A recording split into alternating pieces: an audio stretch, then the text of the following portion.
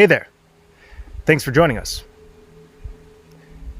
This world pushes our buttons. But why? Why can't we simply live a carefree existence? Isn't it a pure intention to simply want to exist without any obstacles? It seems like the best scenario to exist in a carefree state. But I'm less interested in why our fantasies and utopian visions can't just happen here right now. I'm more interested in what each now moment has to present to us. When we are unaware of vital energies within us, when we are unaware of our true selves, and when we are unaware of the so-called darkness within, the only way to become aware of said energies is for the world to reflect to us that which we've been missing through experience, through challenge. Many of the experiences we go through, if not all, are simply placeholders, symbols, interactive metaphors, pointing to our lack of awareness. And this is why we're in this matrix. It's why we're here on Earth.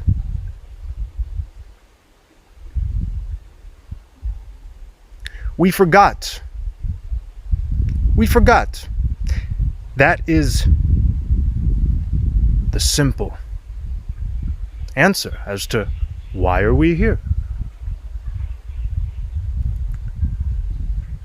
So how do we remember?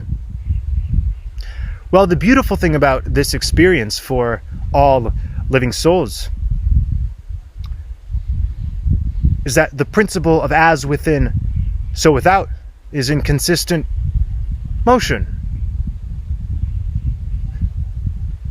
Even if we don't wish to subscribe to such a principle, it's always happening, as within, so without. And this principle can mean a multitude of things.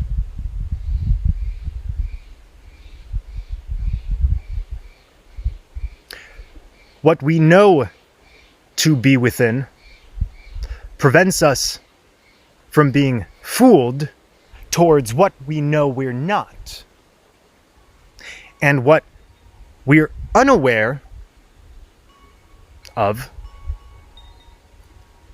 must come at us in the form of a situation that is challenging. So why does anybody seemingly get beaten down by life? Why does anybody go through traumatic experiences? Why does anybody feel battered by the circumstances of their lives, of their relationships? Well, it's not due to unfairness. All is fair. All is not pleasant, but all is fair. And all is deserved. If it is being experienced and being received in a particular now moment, it is deserved. So the most mature way to approach existence is to the best of our ability contend with what presents itself, because what presents itself is actually you. And of course this makes no sense academically speaking. If we wish to infuse cold logic into the mix of this truth, then will be sorely lost.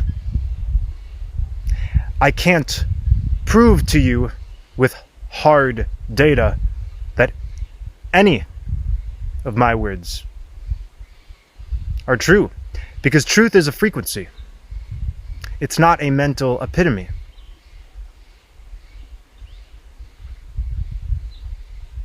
Now, the other option, if we're not going to treat life as a mirror, is to treat it as an opponent. And if life is an opponent, then, well, you're the victim. And if you're the victim, I guess you're in for terrible things, right? If you're simply unfairly victimized, then I guess you're just a victim to the grave and beyond, huh? Remember, duality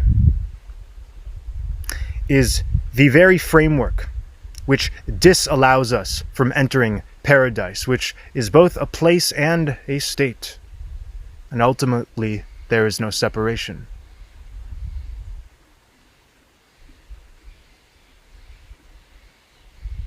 When we feel as if what we experience is at odds with ourselves, well, we are engaging in the most schizophrenic and dissociative state I can imagine.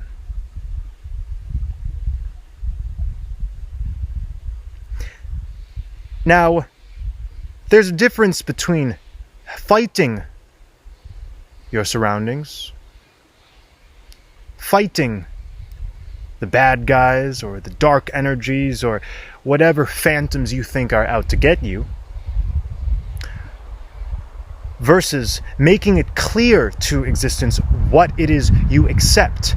And how do we make it clear to existence, to the cosmos, what it is we shall accept? Through our being, through our actions, through our thoughts, through our words, through our creative expressions, through our interactions. So, of course, most beings watching this can probably say quite simply, I deserve to be free and I only accept freedom. But in order for that to be a coherent claim, one must actually live out said claim or said intention to be free. If one says, I am free and I'm moving towards paradise, and yet they fail to recognize that there are addictions, for instance, in their lives, well, that's not a true intention. That's a lie.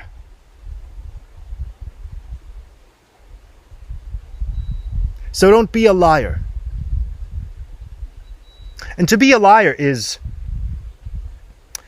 to plug in inconsistent intentions into reality.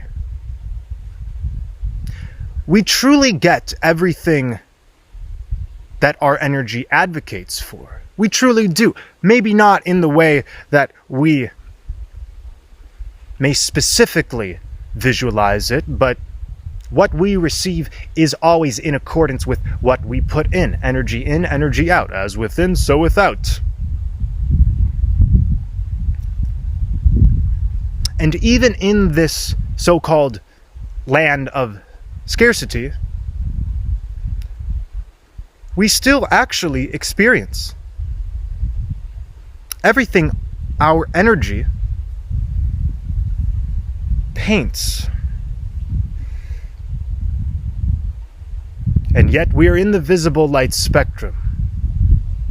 So once again, we may not see exactly what our energy is doing in all moments. We may not exactly see how the puppet strings behind the scenes work and weave in accordance with our perception. And we don't have to. What did we forget? Because we forgot, all right. And during this unveiling, we are re-remembering. It is the great remembrance. But what did we forget?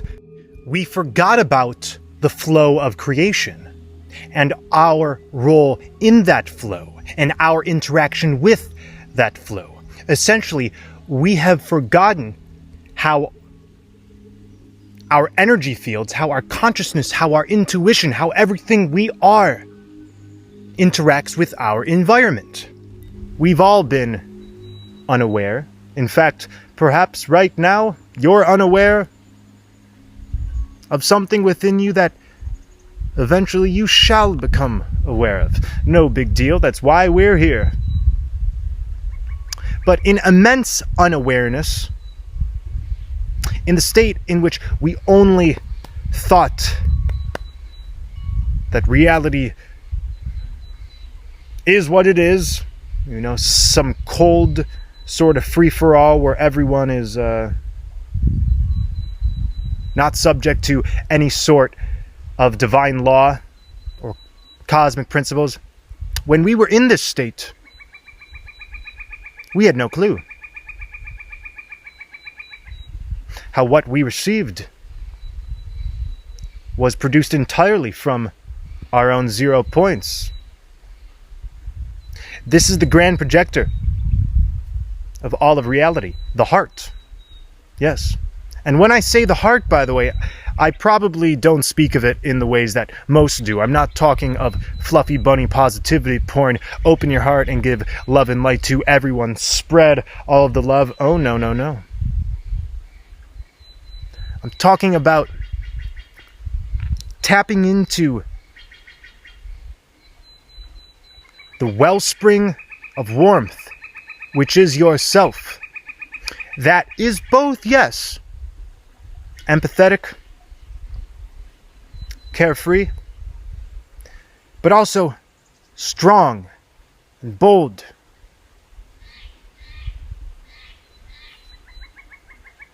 When we move away from the heart, when we dive into rabbit holes or into structures or systems that do not entirely resonate with our true selves, well, this space ends up calling for us and thus projects scenarios unbeknownst to us of a hellish nature.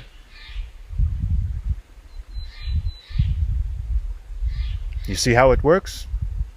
We can never actually avoid ourselves. And if we try to, ourselves acts as a sort of tyrant, aiming to get us back to what is true.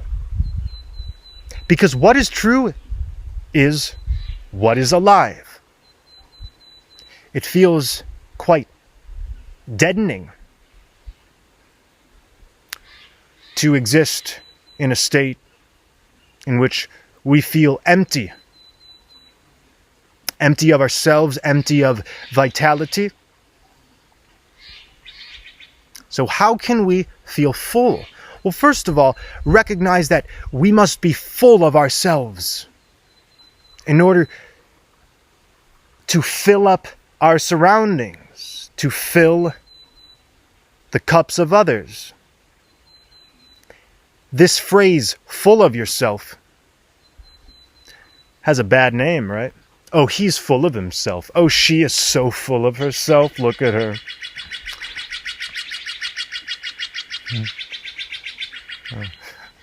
The birds agree.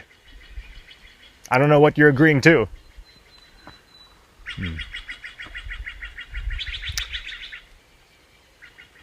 To be full of yourself is actually the Hyperborean state.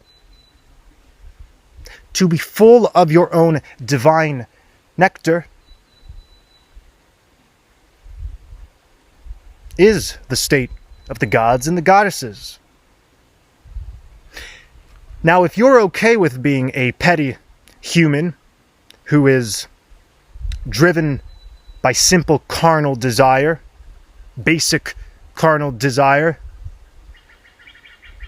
if you're simply a human who feels out of control and not in alignment with anything else but your spontaneous emotional reactions to the world, well, then nothing's stopping you. The funny thing about anything I say or anything anyone else says is these words can only act as inspiration. After all, you may turn off this video and go elsewhere, right? Maybe you want fear. There's plenty of fear. Check it out. There's boatloads of fear, right and left. You have the ability to uphold poison as the holy grail of your existence, and I'm speaking of physical poison and mental poison, sexually, socially. But how does that make you feel? How does that make your heart feel? If whatever you're performing in your existence is making you tick and beat, and you feel as if there's no more heights to climb to, well, then I guess it's time to stagnate or to wait around. But I and all living souls are here to rise to the highest of heights, and I'm not speaking of going above, speaking of going within. I get high on my own heart space, higher than any drug, higher than any song, because I'm able to sing without any audible notes, merely with my existence. When we're treating reality as a symphony of our triumphs and of our woes, and when we're treating reality as a mirror, then we become the directors and the writers and the producers and the main actors of the center stage we call this incarnation. Isn't that wonderful? Isn't it? What do you guys think? Toodles.